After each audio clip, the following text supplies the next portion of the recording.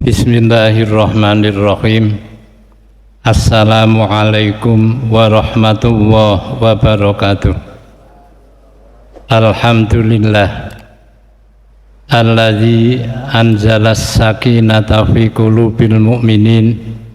Asyhadu an la ilaha illallah wahdahu la syarikalah wa asyhadu anna Muhammadan abduhu wa rasuluh. Amma ba'du. Jamaah zuhur yang dimuliakan Allah, pada kultum siang hari ini saya akan membicarakan tentang konsep al-fakru, atau bahasa kita fakir menurut tinjauan ilmu tasawuf. Materi ini dulu sudah saya awali dengan pembicaraan tentang fakir menurut pandangan syariat, untuk mengingat kembali bagaimana fakir menurut tinjauan syariat.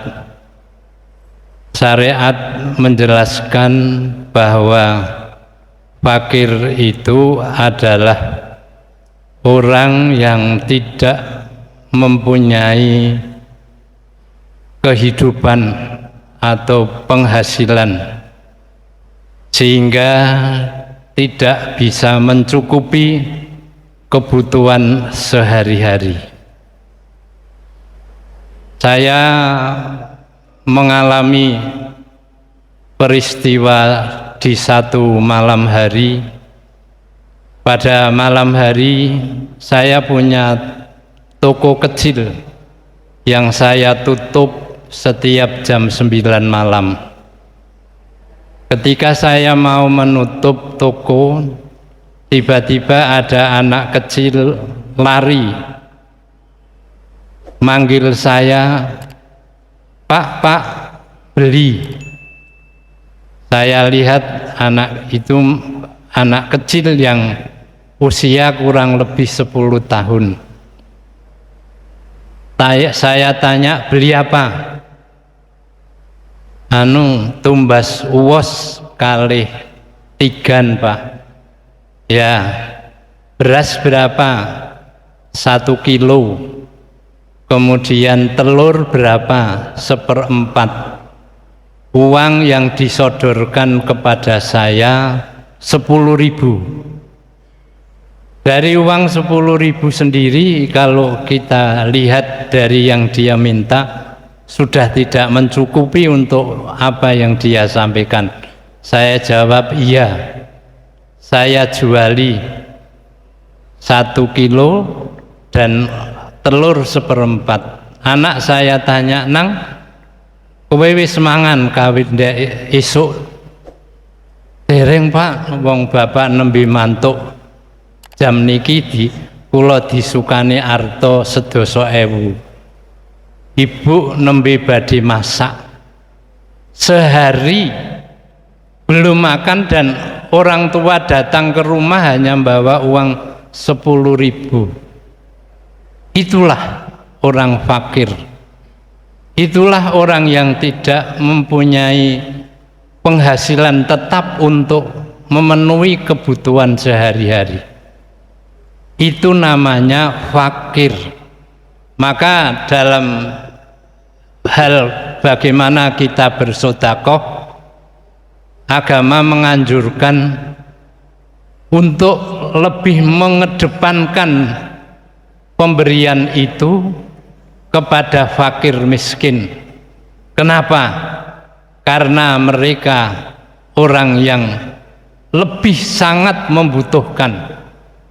Bahkan Nabi mengatakan, andai di satu kampung ada orang fakir meninggal dunia karena kelaparan, maka yang dosa pertama adalah orang kaya. Jamaah yang dimuliakan Allah, itulah gambaran fakir. Dan memberi kepada fakir miskin pahalanya sangat besar. Kenapa?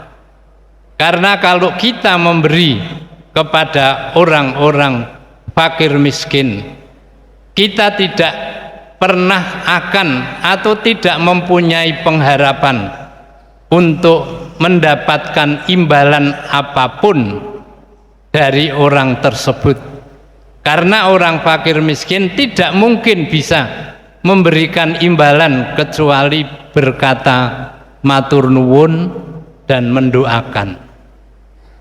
Jamaah yang dimuliakan Allah, itulah gambaran fakir. Berbeda sama sekali pandangan atau konsep fakir dalam ilmu tasawuf. Fakir dalam ilmu tasawuf adalah fakir itu bagian dari sebuah makom dalam tasawuf yang tujuannya adalah tadhirul qalbi bil kulliyah amma siwallah. Tujuan fakir dalam ilmu tasawuf adalah membersihkan hati. Ya, hati ini dibersihkan dari hal-hal yang bersifat duniawiyah. Hatinya dikosongkan untuk tidak diisi sesuatu hal yang bersifat duniawiyah kecuali Allah. Jadi orang yang masuk kepada wilayah ini, orang yang di dalam hati dan pikirannya sudah tidak ada lagi ikatan yang bersifat duniawiyah. Dia sudah tidak mau diikat oleh hal-hal yang bersifat duniawiyah. Hati dan pikirannya hanya diisi oleh Allah, diisi dengan Allah. Itulah fakir dalam konsep ilmu tasawuf. Kalau kita mungkin masuk ke wilayah ini masih sulit. Ya, kalau seperti saya habis ngoreksi ujian rampung, nilai disetorkan ke Kajur Pak Kris, nih Pak nilainya, setelah nyetorkan nilai, pikiran yang terusik pada hati dan pikiran saya, vakasinya kapan datang? Vakasinya kapan? Terus saya nguai dalil a'ti haqqahu qabla ayajifa irku. Beri haknya. Saya nuntut hak saya sebelum keringat kering. Keringatnya Pak sudah setengah bulan belum datang. Keringat saya udah habis. Nah, itu kita. Ya, itu kita, ikatan duniawiyahnya amat kuat. Sehingga dalam ilmu tasawuf al-fakru itu diartikan begini: mengosongkan pikiran dan harapan dari kehidupan hari ini dan yang akan datang, tidak menghendaki apapun kecuali ridhonya Allah. Berarti dia tidak ada lagi dalam hidup ini sesuatu yang mengikat, apalagi terutama hal-hal yang materi. Kalau hati manusia sudah tidak lagi diikat oleh hal yang bersifat materi, saya tidak akan ada rasa iri, rasa dengki, rasa apapun kepada orang lain. Meh glundung, meh sugih, meh apa surah butuh.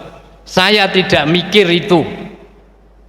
Itu kira-kira al-fakru. Dengan demikian hati akan bersih. Yang menyebabkan orang hasad, dengki dan lain sebagainya kan hal-hal yang bersifat duniawiyah.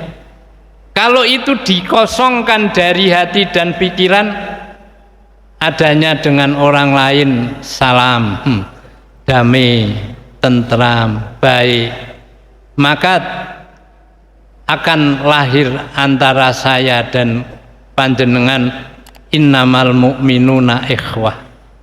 Membangun ikhwah itu enggak gampang, diucapkan gampang ya. Islam kita bisa hanya di lambe, ngucapke ini gampang, tapi mewujudkan ikhwahnya itu sudah tidak amat gampang, sulitnya bukan main. Oleh karena itulah banyak orang mempunyai cara bagaimana membangun hubungan ikhwah kepada Allah, ikhwah kepada sesama manusia dengan melalui berbagai macam cara.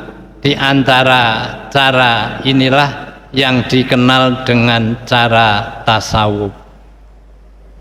Dan apa benar hadis yang mengatakan kadal fakru ayyakuna kufron, fakir itu mendekati kekufuran? Nek kafir ini tidak. Nah, kafir yang tasawuf ini enggak. Kafir yang mana, yang kufur, fakir yang mana, yang menjadi kufur itu yang mana? Nanti akan saya jelaskan. Kalau fakir dalam tasawuf malah justru dekat kepada Allah. Tapi fakir yang mana yang akan menjadikan kita kufur kepada Allah Subhanahu wa ta'ala, sebagaimana yang disampaikan oleh Rasulullah, kadal fakru ayyakuna kufron. Billahi taufik wal hidayah. Wassalamualaikum warahmatullahi wabarakatuh.